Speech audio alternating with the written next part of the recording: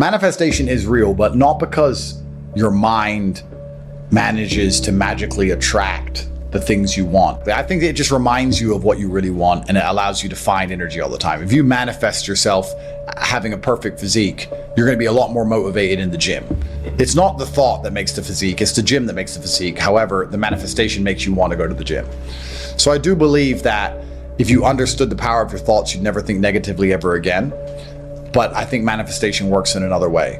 I also think that once you understand all of the bad things and good things that come into your life are a perfect plan from God himself, you're going to be a lot less affected by the bad things.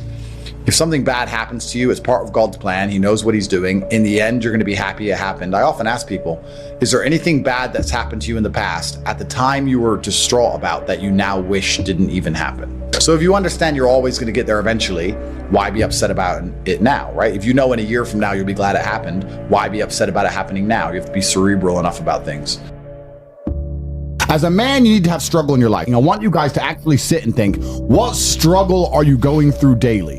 What struggle are you undertaking? What struggle are you trying to overcome? Because you should make a list of them.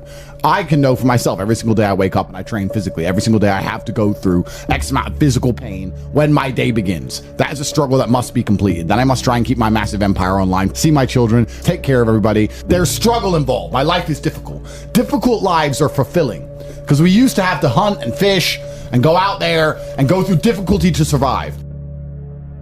And when I look at men who are physical specimens, I think everyone naturally does this, but I'm going to openly say it. I respect them differently than I look at men who aren't. I have a different level of respect for them because they show me they have discipline. They show me they have motivation. They show me they're capable of doing difficult and hard things. Those are the kind of people I trust. They're not afraid of struggle. They're problem solvers. People who train are problem solvers, and you need to become one, and you need to become very, very adept at solving problems pretty quickly. Do you not understand how intimidating that is just when they look at a group of people and they all look like superheroes and they can tell they're all disciplined, all hardworking, all dedicated, all physically strong? The struggle is what's beautiful about it. That's the most important thing. That's what you have to understand. First, you want to become as strong as physically possible. So you want to be as strong as physically possible. Next, you want to try and make as much money as possible. Not even necessarily for the money, although money is extremely important because it allows you to take care of yourself. We talked about this before, but there's a challenge involved, and solving that challenge is going to make you feel more satisfied as a human.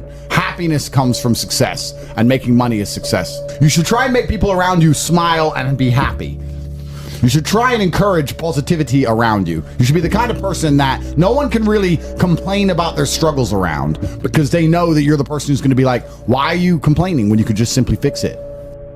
You and your friends need to have friendly competition at all times. Now, you need to meet your friends and you need to have banter and competition around things that matter.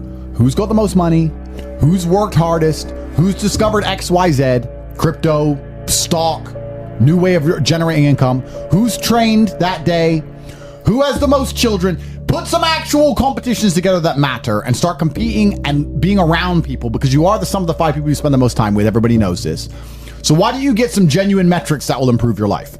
You won't have time to stand around cooking meals if you're friends with somebody who works out for 3 hours a day, for example, because you're going to need to find 3 hours a day to train to beat him, which means you're going to have to just eat that rotisserie chicken as you do squats like a man should. Live with men you're in competition with. This is ultra important because you can measure yourself against your circle. Get your act together, get some genuine metrics, things that matter, and once they're all put together, you're going to live in a naturally competitive environment, which is going to increase your testosterone level. It's going to prevent you from doing a lot of dumb shit. And the competition one's great, you know, because you can apply it to everything. I think that getting rich when you're young as a man is probably one of the worst things that can happen. You don't want to get rich to your late 20s.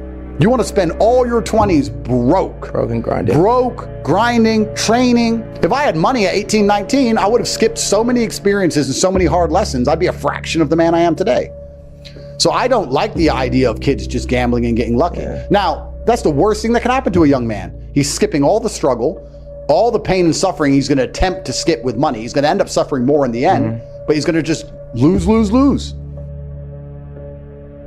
I often see that when I speak to people who are too comfortable, they end up being unhappy. Yeah. You can't entertain yourself to happiness. You must earn happiness. You must climb a mountain. You must struggle yourself to happiness. That's extremely important. There must be physical, mental, social, creative, some kind of spiritual struggle.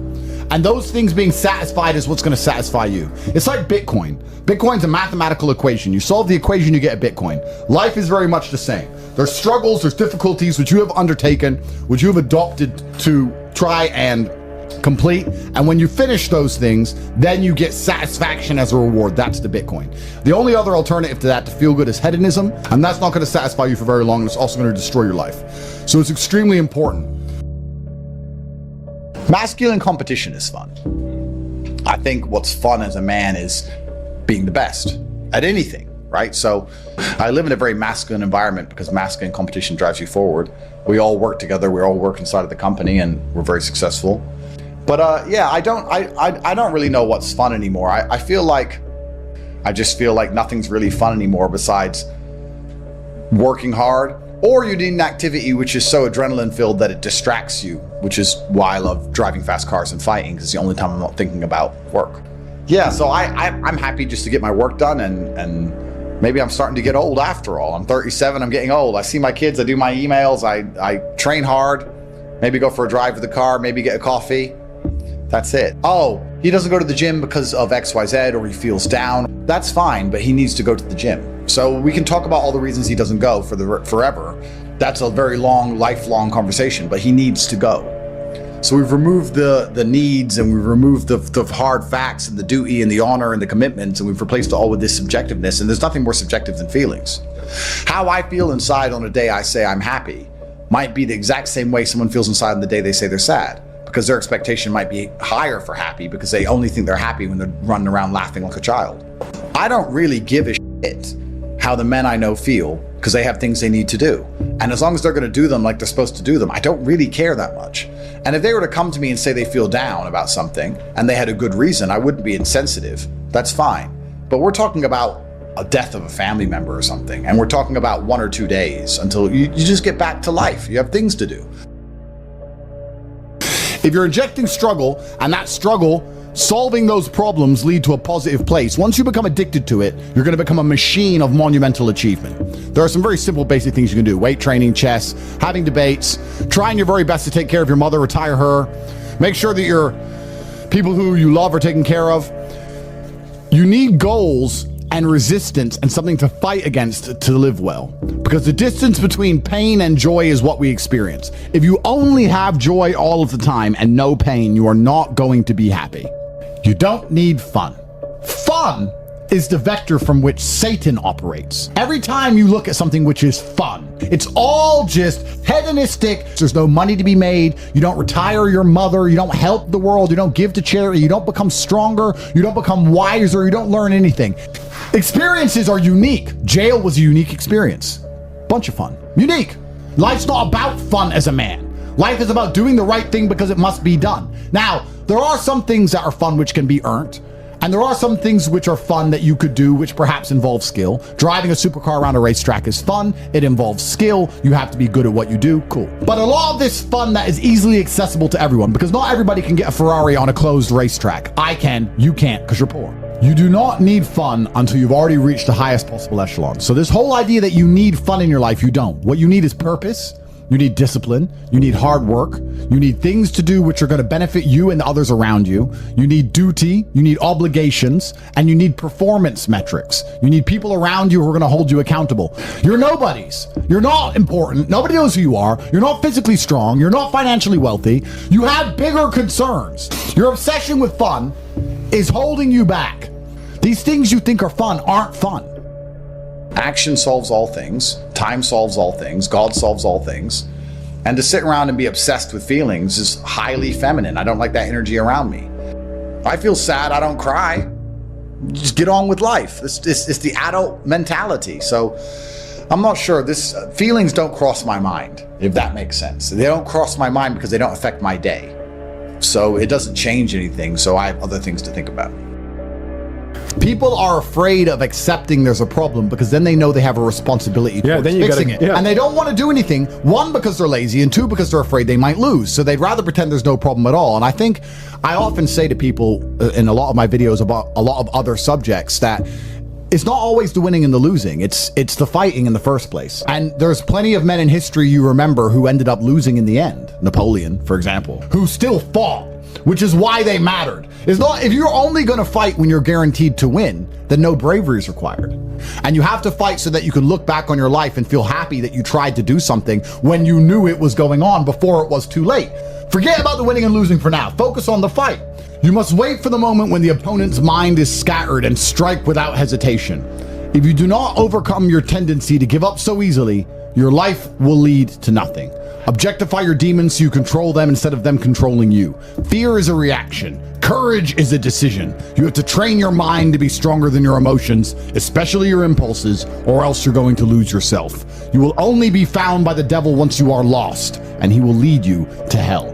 Most of the important things in the world have been accomplished by men who kept fighting when there seemed to be no hope at all. That's a good slogan for life. You should wake up, look in the mirror, and say, suddenly, the champion returns with initiative and vengeance. Truthfully, a man, I believe, is being able to do the things that are hard or do things you don't want to do because you're supposed to do them. I think that's what a man's always been. A man is supposed to be strong. He needs to be strong, so he has to become strong. That's his job. A man is supposed to be brave. It's not that you can't feel fear. It's that you have to be brave. Oh, an attacker's here. I'm afraid, but I'm a man, so I will go and engage the attacker. It is my job. And now we're teaching men, you don't have to do what you don't feel like doing. You can do what you do feel like doing. The thing that people struggle with most, especially men, is that we only learn lessons the hard way. That's the problem. You want to be good at learning lessons the easy way, which is really paying attention and making sure the feedback you're receiving, you need to be perceptive to it so that it doesn't have to be so hard hitting. You need to be the kind of person who goes out for a drive and his wheels slide a bit and he slows down. But what people typically do is they go out for a drive, their wheels slide a little bit, they continue, and then they crash. And then they realize I should have slowed down once they hit a tree. They only learn the hard way. But when they got the easy little bits of feedback, they didn't want to pay attention to them because it was easy and they thought they got away with it. And it's the same with a relationship and the same with everything else. There's little bits of feedback.